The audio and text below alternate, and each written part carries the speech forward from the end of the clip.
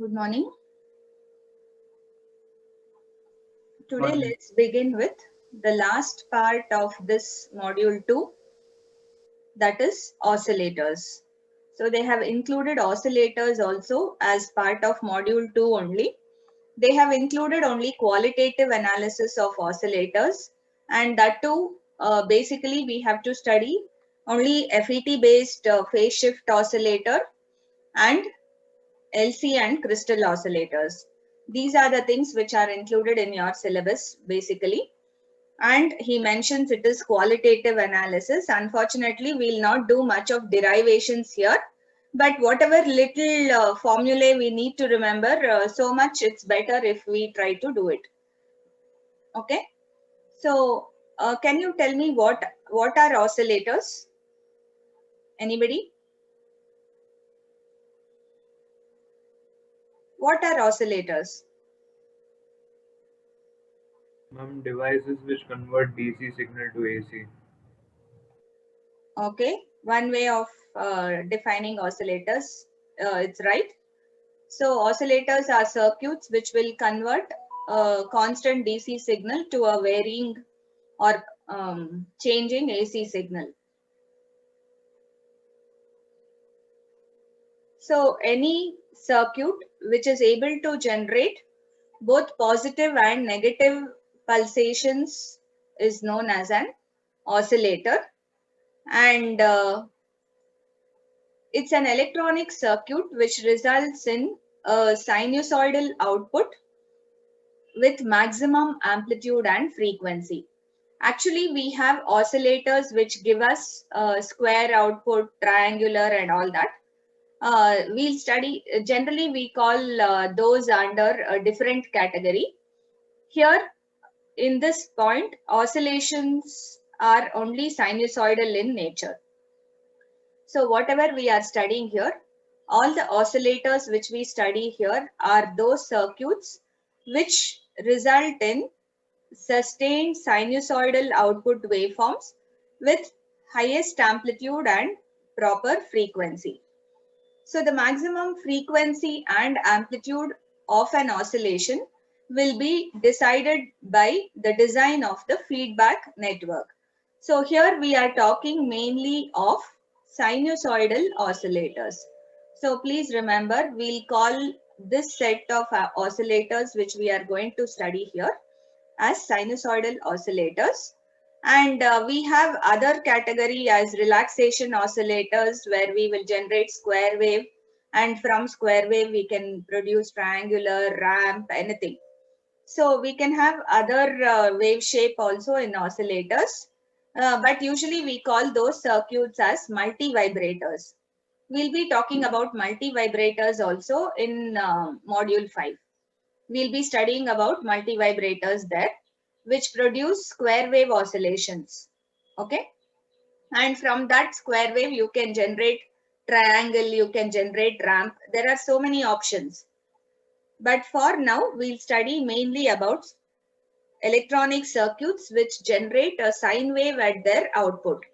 So where do you make use of all these? Where do you need sine waves? You need it to represent any signal. So in the sense, inputs to the amplifiers and all that, most of it are sinusoidal in nature. So signal generators will automatically be designed to generate sine wave and even other wave shapes.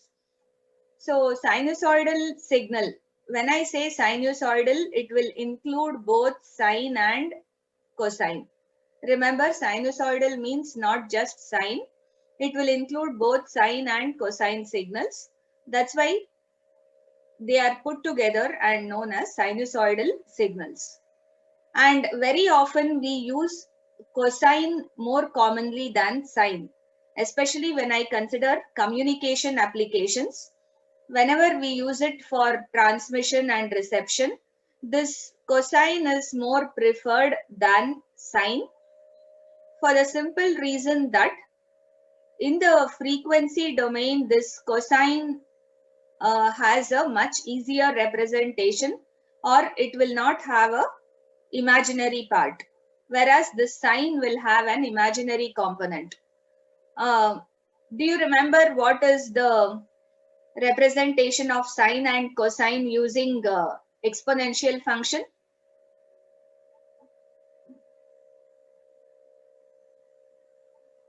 How do you represent cos theta using exponentials? E power? J theta Yes. plus e Plus power E power? 1 by 2. Exactly, you're right. So cos theta is represented as e power plus j theta plus e power minus j theta by 2. And whereas sine theta can be represented as e power plus j theta minus e power minus j theta by 2j. So you can clearly see there is an imaginary component in this sinusoidal representation.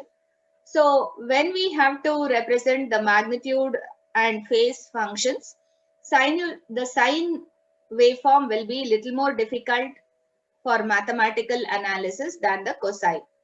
So usually when we talk of sinusoidal signals, we prefer using the cosine more commonly than the sine. I hope you remember what is the difference between cosine and sine. Cosine is going to have maximum value at 0 phase angle and it will vary like this. This is a cosine, whereas a sinusoidal will have minimum value or 0 value and it will reach maximum at what, pi by 2, whereas cosine becomes 0 at pi by 2. Remember that. So this is the major difference. The difference between the two is in terms of the phase angle. Cosine will lead the sine by 90 degrees. So cosine starts at maximum value at 0, whereas sine will have 0 value at 0. This is the difference between the two. But when we say sinusoidal, in general, we include both sine and cosine. And in this module, we can simply consider a sine as sine itself, sine waveform itself. It doesn't matter whether it's sine or cosine. Okay, so such sinusoidal oscillators are very useful in many practical circuits as input signals for signal analysis to represent complex signals. Do you remember what is a Fourier series?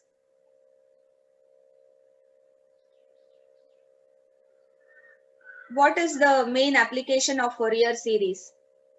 Or what is basically Fourier series? Anybody?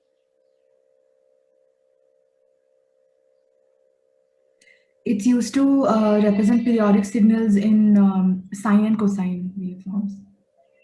Right, Aditi. You can express any signal, any arbitrary shaped signal as a sum of sines and cosines.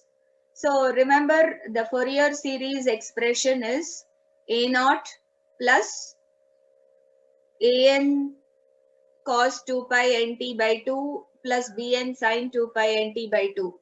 So any given arbitrary shaped waveform, whether it is a square wave, whether it is a waveform without any shape, like your audio and video signals, you can have any shape in the waveform. Any arbitrarily shaped random waveform can be expressed as a sum of sines and cosines. So we will have one cosine of this frequency, one sine of this, one sine of this. All will be writing it as a sum of many sinusoids with varying amplitudes and frequencies. So finally, when I add up all this, I should be able to get this arbitrarily shaped wave. That's the main advantage of for writing Fourier series. So you can see that another main usage of sinusoidal signals is in expressing any arbitrary shaped waveform as a sum of sinusoids. So that is another major advantage. any shape can be represented as a sum of sines. Okay. So there are many advantages to using sines.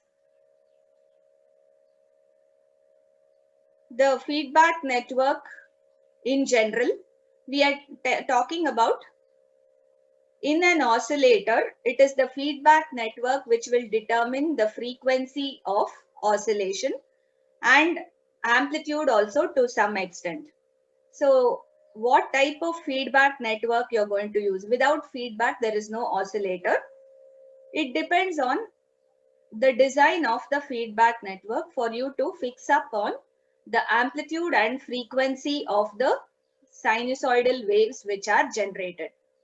And what do you have in the feedback network normally? You're going to have combination of resistors, inductors, and capacitors. So basically, we will have passive components R, L, and C. We can also have active components in the feedback network. But for our analysis in fourth sem, we have only so in your only passive components in the feedback network, just resistor and capacitor combination or inductor and capacitor combination we will use commonly. Okay. So what is a feedback network? We remember we analyzed this in one of the first classes. Generally, you should have a basic amplifier with gain A, and the output of the amplifier is measured across a load resistance RL. And when I take the complete output voltage or a portion of the output voltage, I need not take the complete voltage. I can even take a small portion of the output voltage, and I will have a feedback network with gain beta. We call this as feedback gain or feedback factor. This beta is normally called as the feedback factor. Okay, and don't confuse it with beta, which is the current gain of transistors. Remember, transistors, BJTs have beta as their current gain. This is not that beta. You can also, if you feel confused, you can simply call it B also. Here B represents the transfer function of this feedback circuit. So what would be the value of B here? B would be output of the feedback circuit, which is Vs, Vf, the feedback voltage. Okay, this is the output of the feedback circuit. And what is the input to the feedback circuit? It is the output voltage V0. Output of the basic amplifier is the input to the feedback network, and output of the feedback network is the feedback voltage Vf. So this beta, the feedback factor or the feedback transfer function B or beta, is nothing but the ratio of its output to input. So output of the feedback network is Vf, input to the feedback network is V0. So this is known as the feedback factor beta or feedback factor B. And if you notice, this feedback circuit, we have signal traveling from output side to input side. So in the feedback circuit, the signal always moves from the output side to input side and not the other way around. Remember that. But what happens in the basic amplifier here? How do I define A? A, which is the gain of the basic amplifier, it represents the transfer function of this amplifier. Its output. What is the output of the amplifier? V0 divided by what is the input to the amplifier? Vi. So the gain of the amplifier or the transfer function of the basic amplifier is the ratio of its output to input. In this case, it is output voltage to input voltage. And you also see the direction of signal flow in the amplifier. In the amplifier, the signal always flows from left to right. That is from this input side, Vi side to V0 side. Whereas in the feedback circuit, the signal always flows from right to left, from output back towards the input side.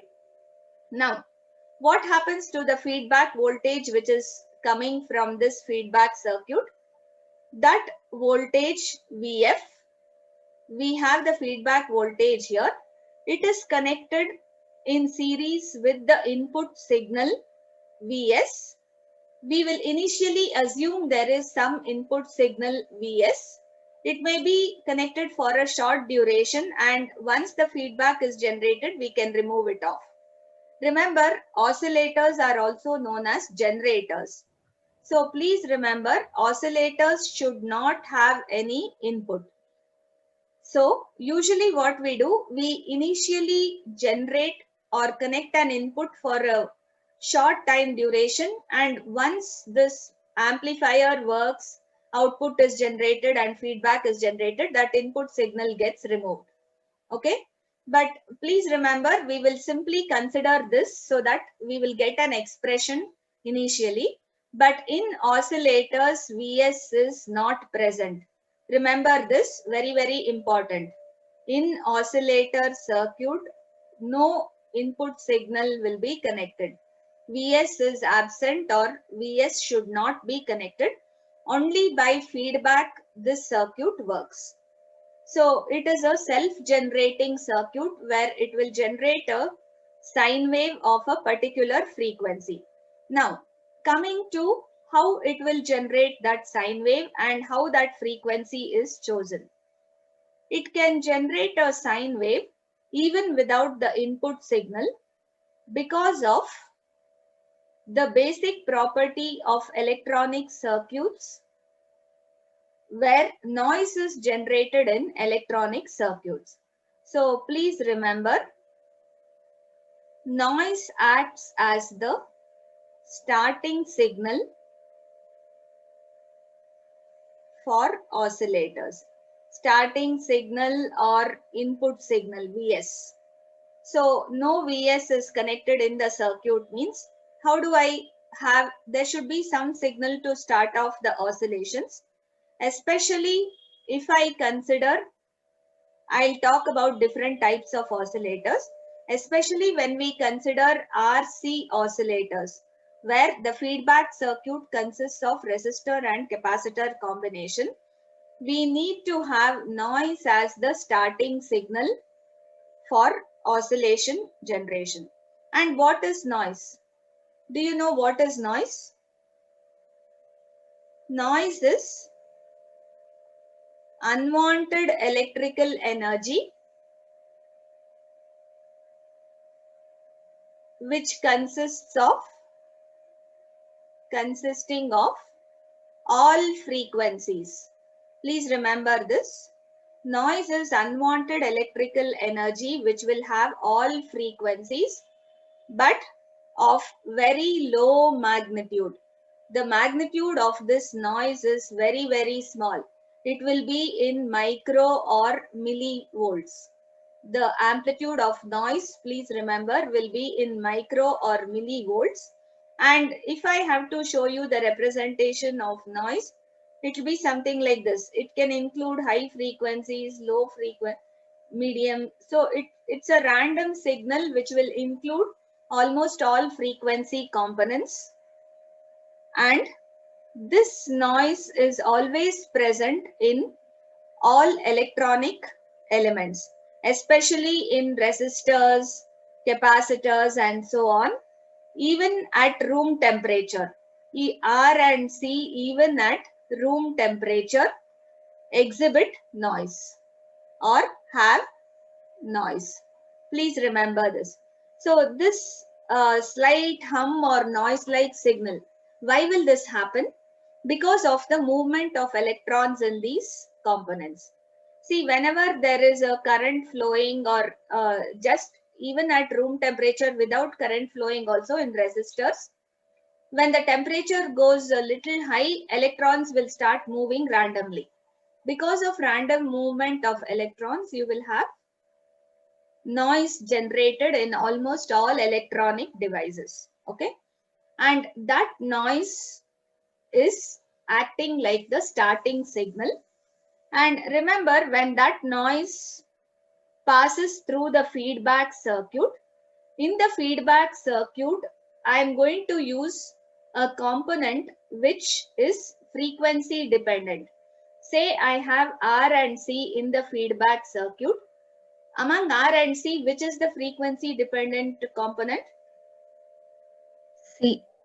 C. Here C is 1 by 2 pi Fc. Remember, if you choose, 1 by 2 pi F xc.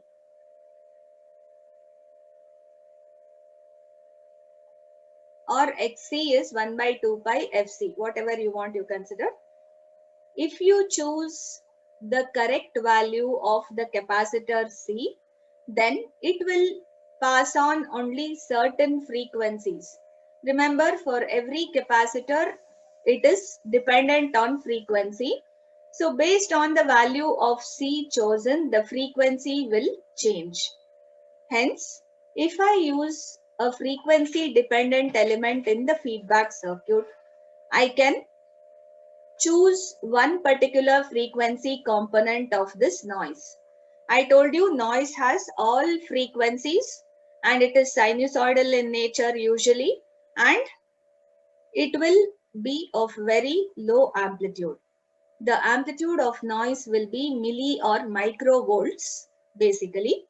When such noise which is generated in the feedback circuit, in the amplifier anywhere, whenever that noise is fed or passes through a feedback circuit, the frequency dependent capacitor will enhance only a particular frequency of the noise. So say based on this C value and R value, only one frequency component of that noise signal is chosen and it is given as feedback here. And remember that feedback signal acts as input to this amplifier. Now the amplifier will multiply this feedback signal Vf with a gain A. You will generate an output V0. That V0 is again fed back to the feedback circuit. Again, this feedback circuit will choose particular frequency component. Anyway, that component has already been chosen and it is coming back. So it will pass on that component again as feedback. Again, this amplifies. So this continues in a cycle like this. So you'll start off with a small amplitudes, and as the signal passes multiple times through this feedback loop, its amplitude goes on increasing until it reaches a particular level, after which it remains stable. Once it reaches a particular level, this amplitude cannot build anymore or it can't increase. And this limit will be set by the onset of saturation in the active device. Onset of saturation in the active device which is used.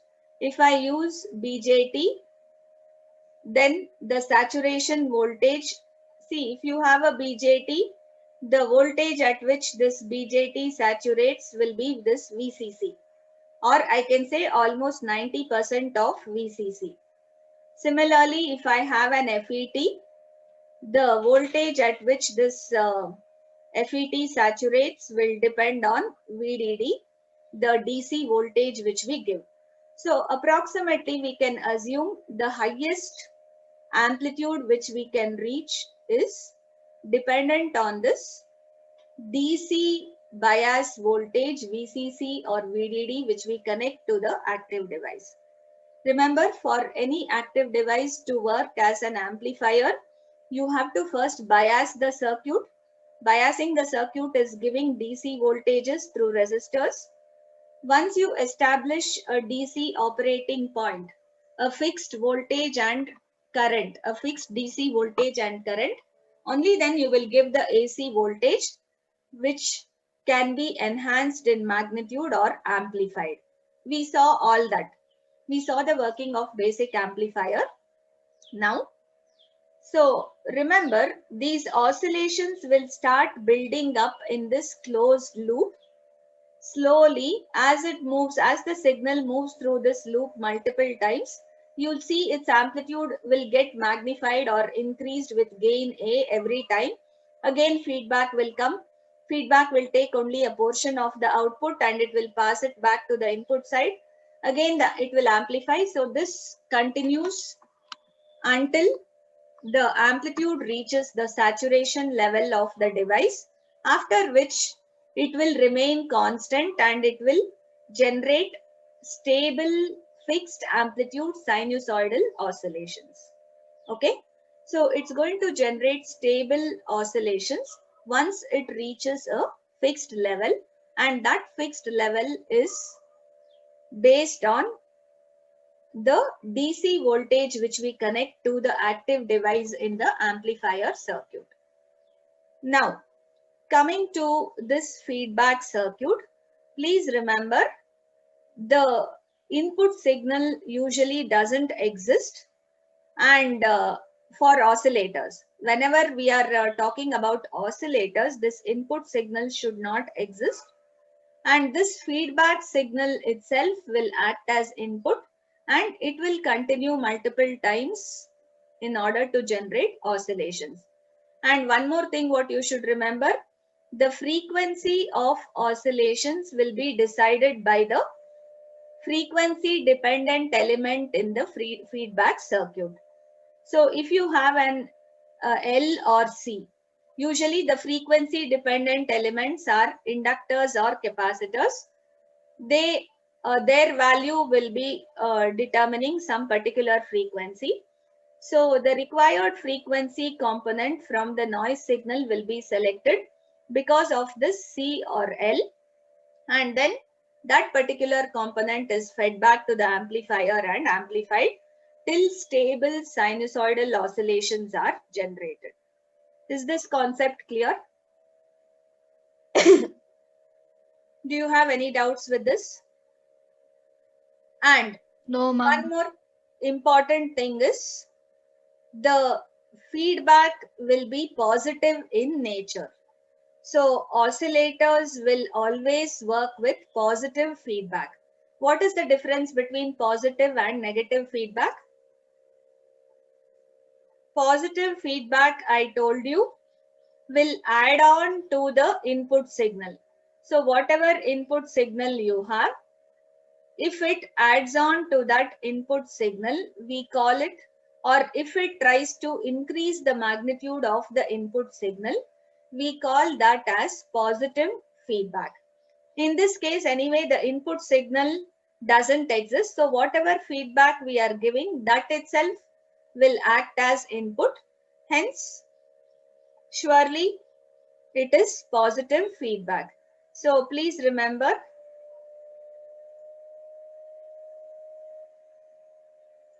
it is always positive feedback in oscillators. And for an electronic circuit to work as an oscillator, in addition to positive feedback, it should satisfy two very important conditions which we call as Barkhausen's criteria.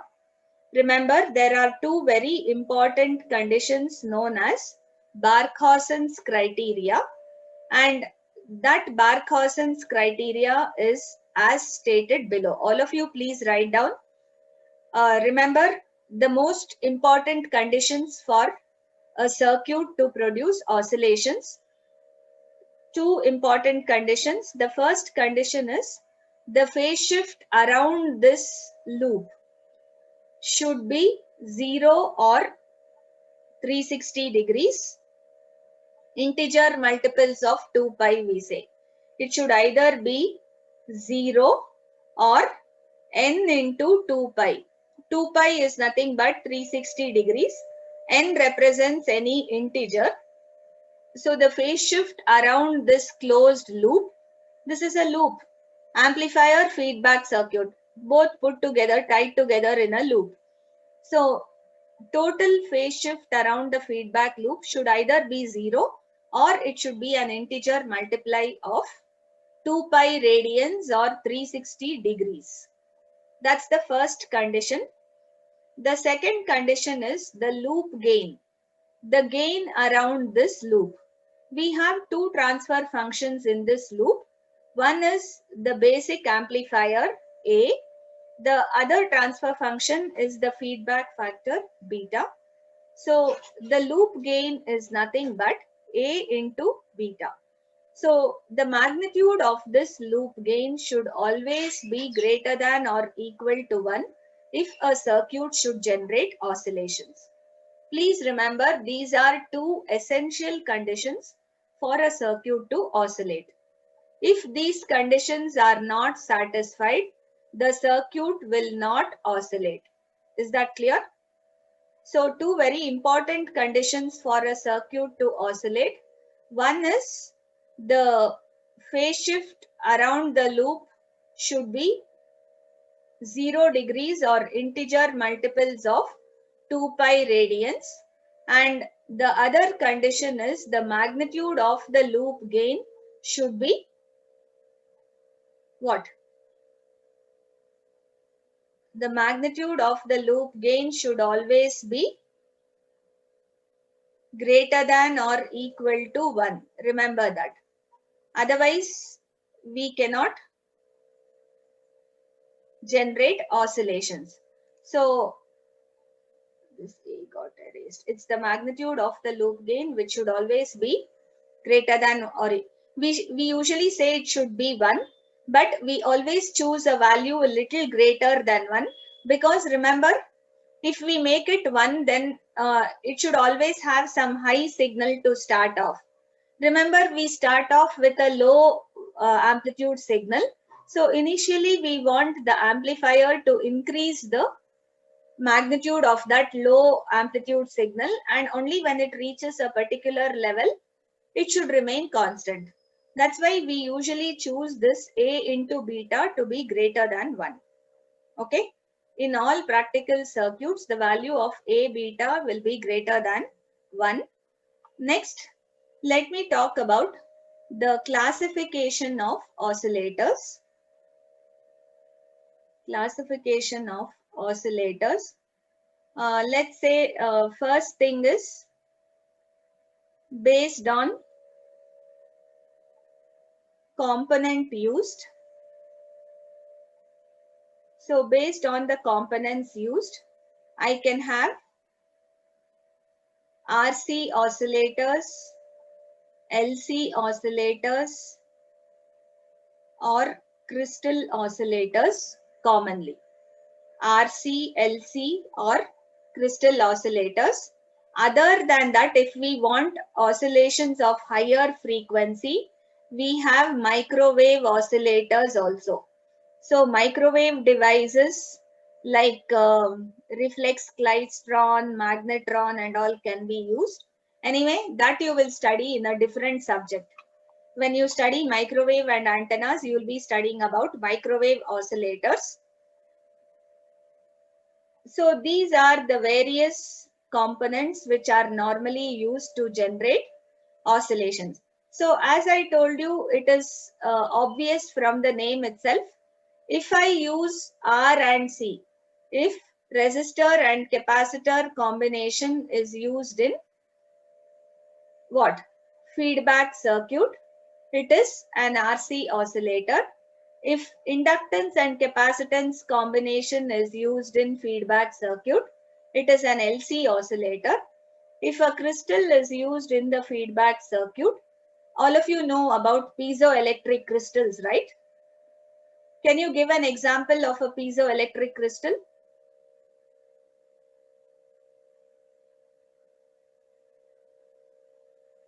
Yes? Any piezoelectric crystal you remember? The most commonly used one in watches and all.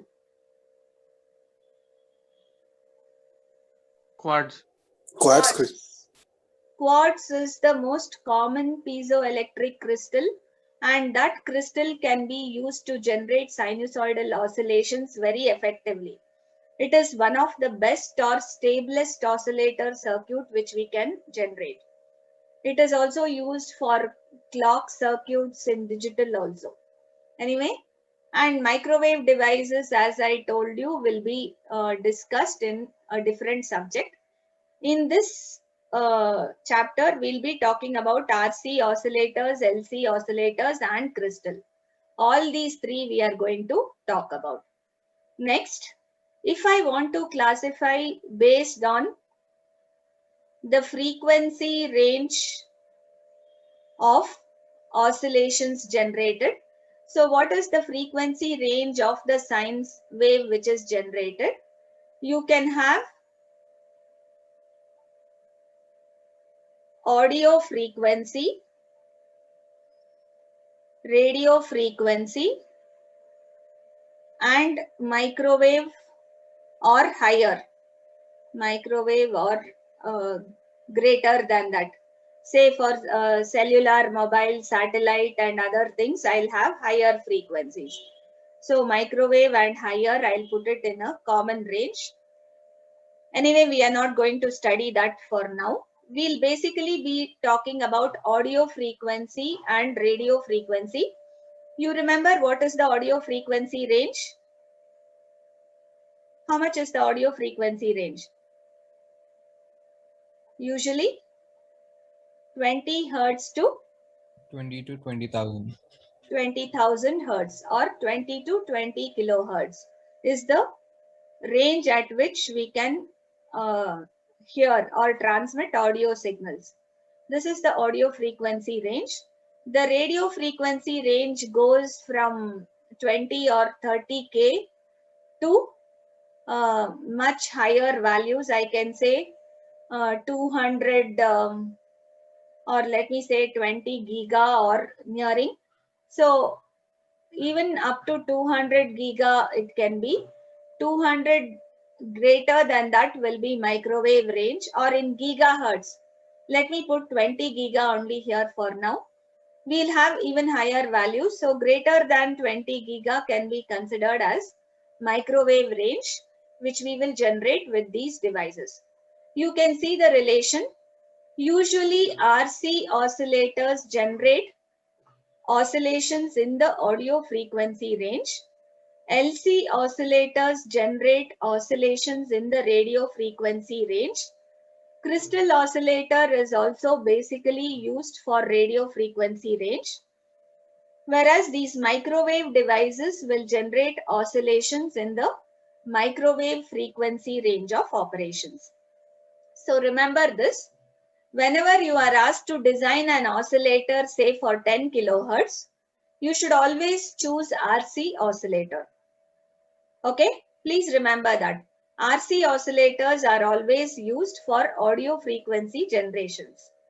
Whenever you are asked to design an oscillator for 100 kilohertz or more, 200, you have done it in the lab, right? You have done this Colpitts oscillator, crystal oscillator and all in the lab, you would have seen. You have designed that Colpitts oscillator for 100 kilohertz. So you have used LC circuits for radio frequencies. Okay.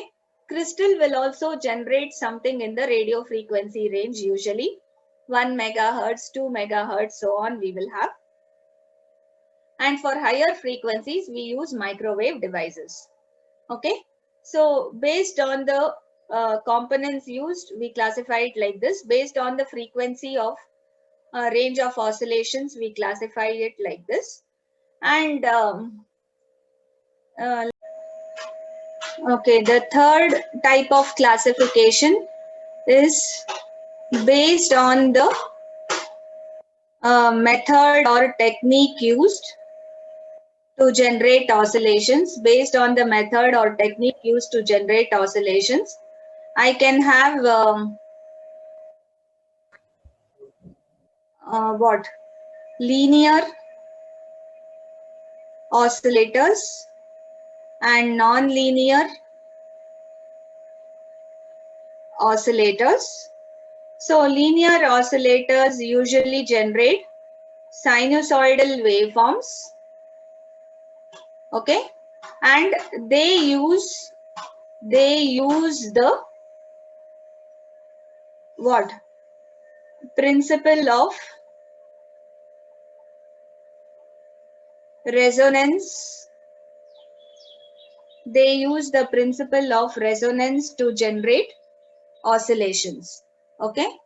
Usually we use combinations of that's what resonance and noise to generate oscillations.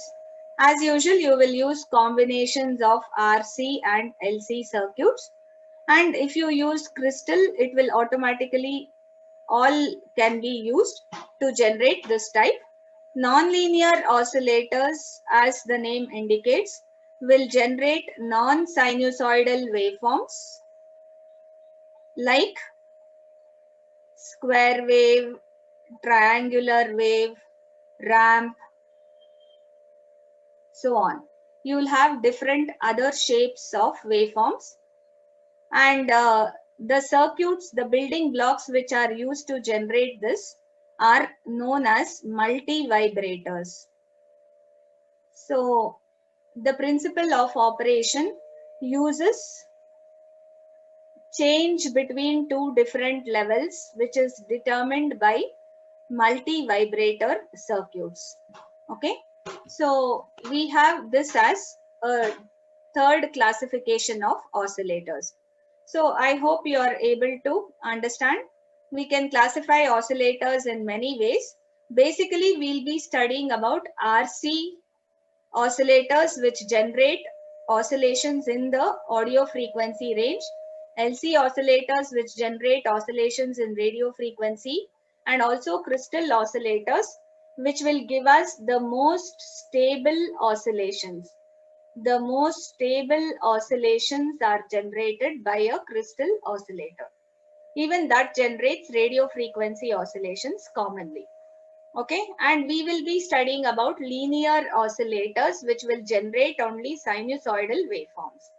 Is that clear? So first let's move on to RC oscillators. Under RC oscillators, actually we have two types. So let me just show it here only. Under RC oscillators, we can have phase shift oscillator or we can have Weinbridge oscillator. There are two basic oscillators under RC oscillators. I think you have done both in the lab, right? Both RC phase shift and Weinbridge oscillator, I think you would have done in your simulations. So we'll be talking about two different types of oscillators, the RC phase shift oscillator and the Weinbridge oscillator. Most important, first we'll talk about the RC phase shift oscillator. Look at this example circuit. This has a basic amplifier. I told you amplifier is always written like a arrowhead because it indicates the direction of signal flow from input to output. In an amplifier, always signal flows from left to right. So you can always remember this is the direction of signal flow.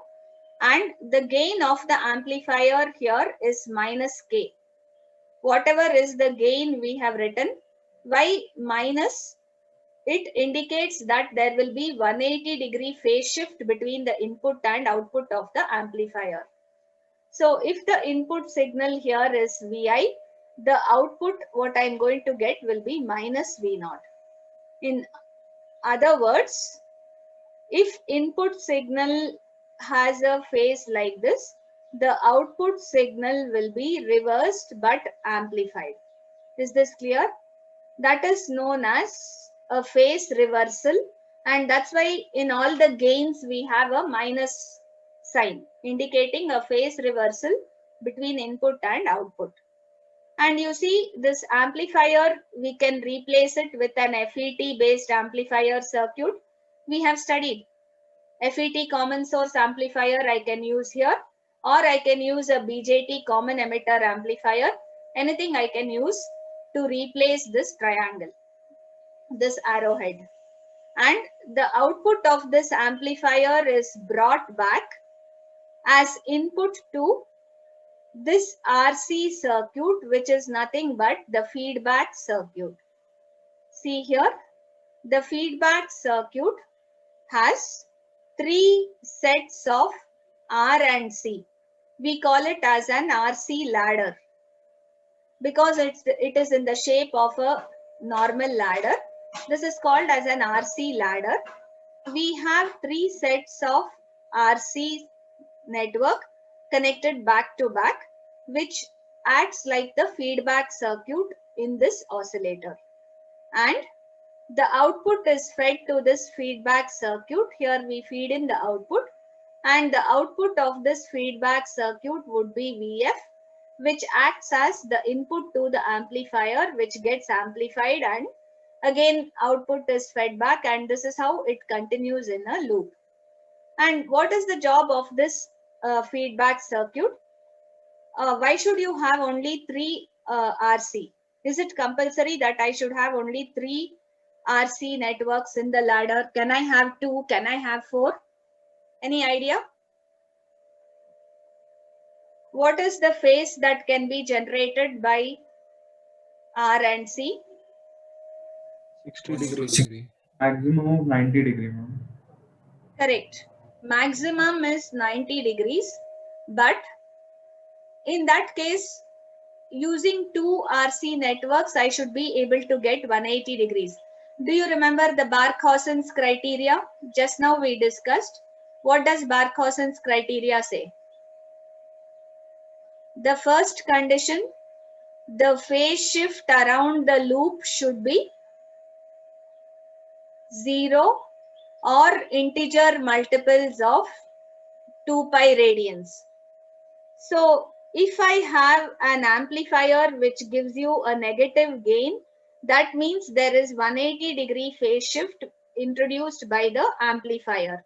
I showed you just now, between input and output of the amplifier, there will be 180 degree phase change. That's why you get a negative gain. If I have 180 degrees induced by the amplifier, and if the feedback network induces 0 phase, then the first condition in Barkhausen's criteria will not be satisfied.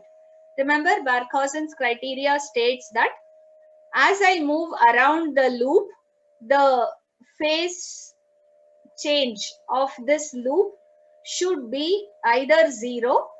It can't be 0 now because the amplifier gives you 180 degree phase shift. So what can we do? We can add another 180 to make the total phase change around the loop as 360 degrees. That's what we are trying to do with this feedback network. So if an amplifier, most of the amplifiers which we use, common source or common emitter, will always give us 180 degrees phase shift between input and output. Okay, they are the most commonly used type of power and voltage amplifiers. Therefore, you have to design a feedback network which will give another 180 degree phase shift or a total phase shift around the loop. As the signal travels around the loop, it should encounter a total phase shift of 360 degrees, which is 1 times 2 pi. 2 pi means 360 degrees. So 1 into 2 pi is okay. Then the first condition in Barkhausen's criteria would be satisfied. So we need this RC network to give us a total phase shift of 180 degrees.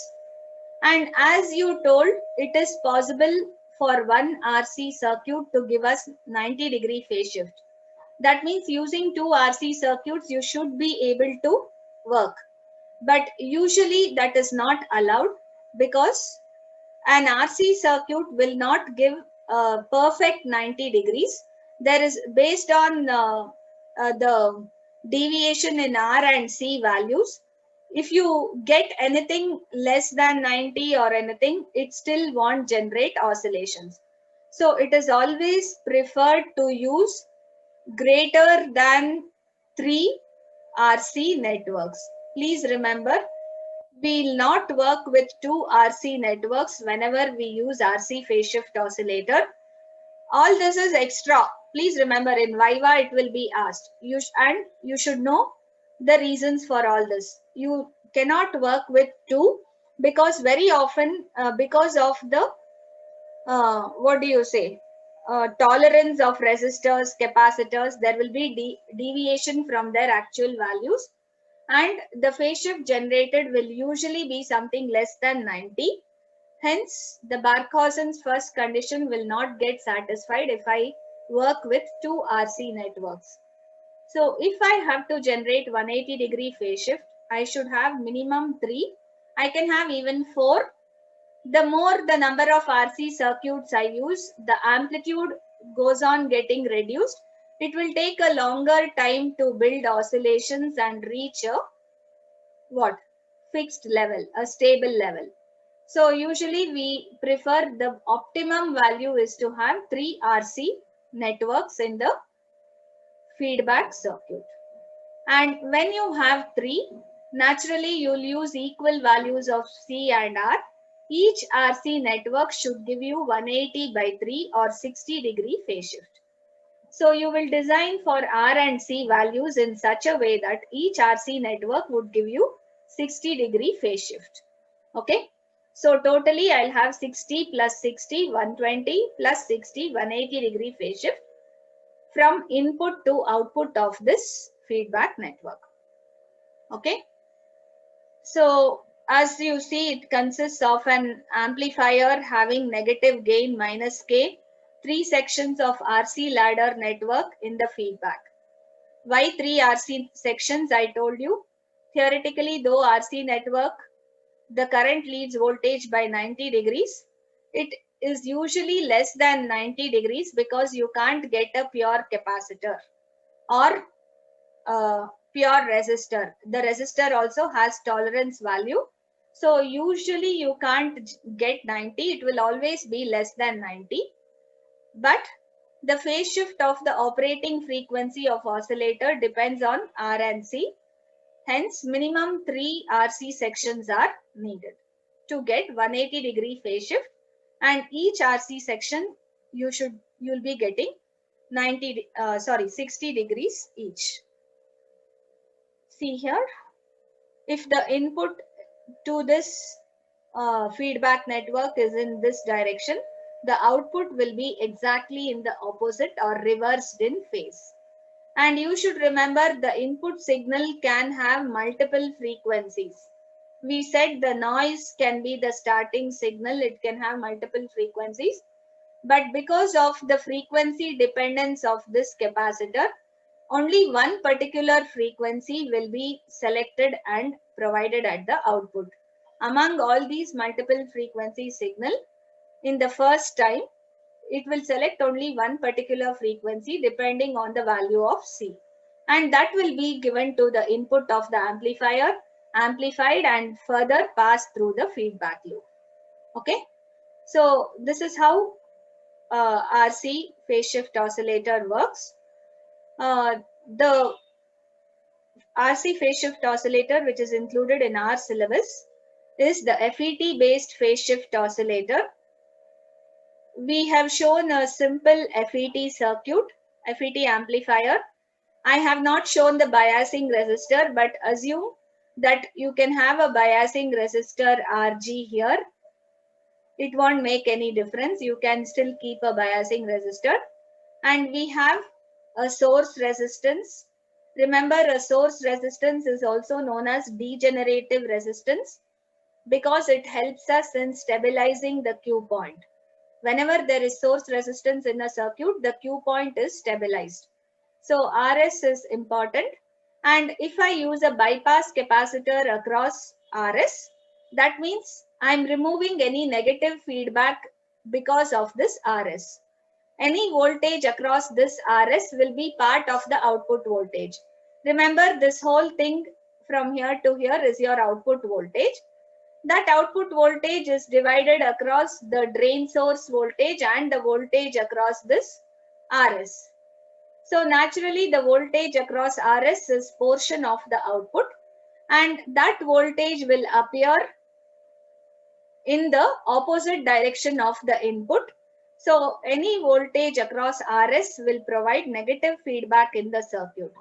We don't want negative feedback in an oscillator. That's why we will use a bypass capacitance across RS. Whenever I want to avoid negative feedback, I have to connect a large capacitance across this source resistance so that I will be avoiding the negative feedback in the circuit. Is that clear? So I think we will analyze the working of this oscillator in the next class.